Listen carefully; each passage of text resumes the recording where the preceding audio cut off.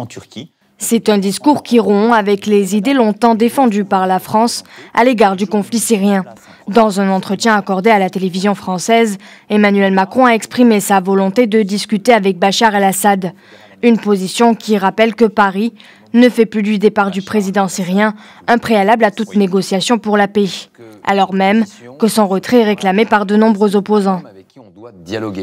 D'abord, ma position, elle a changé le jour où j'ai été élu par rapport à ce qui était fait avant. On avait, depuis 7 ans, décidé qu'on ne pouvait plus parler à Bachar el-Assad, après avoir été très ami avec lui.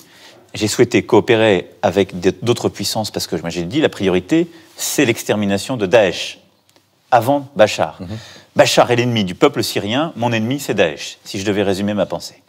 Bachar el-Assad sera là. Il sera là aussi parce qu'il est protégé par ceux qui, sur le terrain, ont gagné la guerre, que ce soit l'Iran ou la Russie.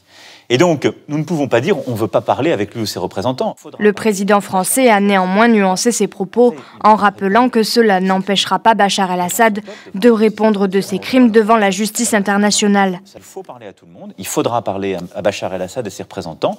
Après, il devra répondre de ses crimes. Il y a quelques jours déjà, le président français a indiqué que les opérations militaires contre Daesh allaient se poursuivre jusqu'à la mi-fin février en Syrie, contredisant ainsi la Russie qui a affirmé que ce pays était totalement libéré de Daesh.